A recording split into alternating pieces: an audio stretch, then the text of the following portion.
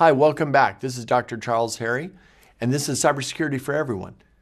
In our last video, we talked about what we meant by cyber. And in this video, we want to talk about what we mean by security. And together, cybersecurity helps define what we want to speak about for the rest of this particular course. So, what is security? Security, if we take a look at a textbook definition, freedom from danger, or freedom from fear or anxiety. So what we're talking about is how can we make ourselves more secure or more free from fear? So what do we mean by achieving security? Well, security actually comes from in a variety of different perspectives. You can achieve security at a variety of different levels, whether it's for an individual or for a corporation or even for a nation state.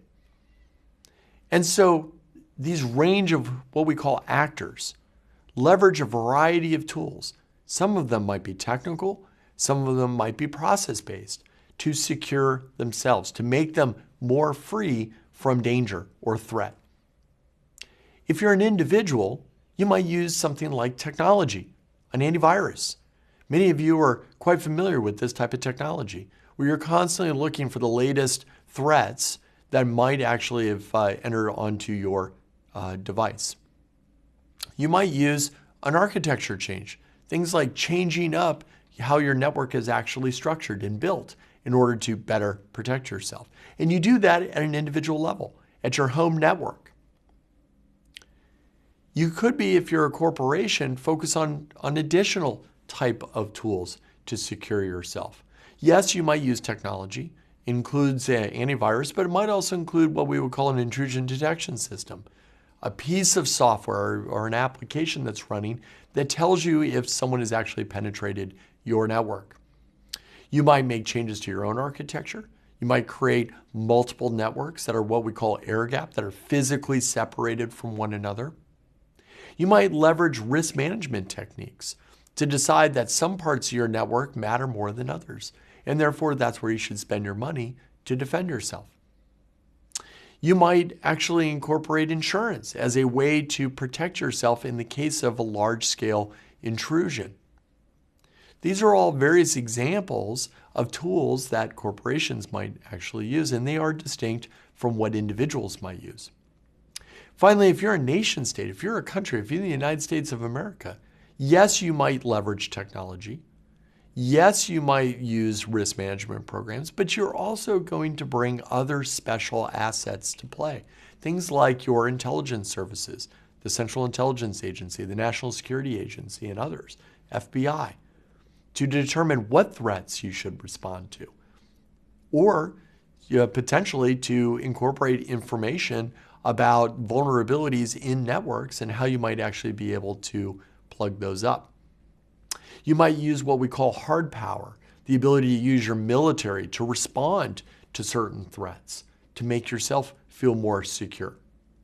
So security comes in a variety of flavors, and it comes in a range of different actors. So security can be obtained for individuals, security can be obtained for corporations and organizations, but it can also be obtained for countries writ large. So a working definition of cybersecurity together, this notion of complexity along with the range of various actors and the tools that they can bring to bear to secure themselves might, include something like, or might be akin to something like, cybersecurity is the organization and collection of resources, processes, and structures used to protect cyberspace and cyberspace-enabled systems. So what we're talking about here is, in order to achieve security in cyber, is that it's not simply about technology. Technology is foundational, no doubt about it, but it includes resources, processes, and structures, which include governance at a national level, as well as individual implementation of that latest patch for that specific application. And so hopefully what you're starting to see here is that when we talk about something as basic as a definition, is that it can really be quite informative about the range of considerations we need to have in order for us to be more secure in cyberspace.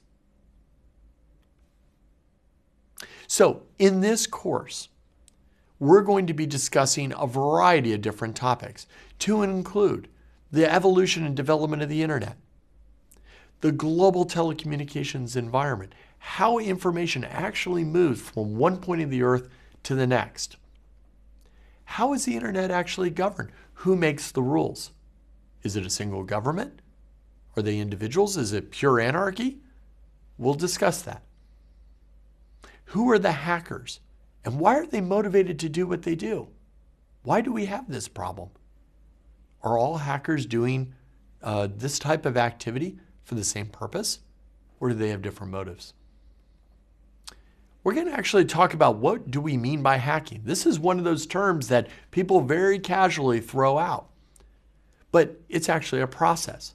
Are hackers really simply just, spending 30 seconds and immediately gain access to the electrical grid for the country and take it down? Or is it a much more methodical process that's actually much more difficult to pull off than what Hollywood would tell you? What are the effects that they can achieve? Are all hacks focused on the same end goal? Are they only about stealing information? Or can some hacks result in largely disruptive attacks that we need to account for? What I hope that you've taken away from the first couple of videos of this course is that cyber is much more than simply about the technology. It's much more than just the ones and zeros that we oftentimes hear about in popular media.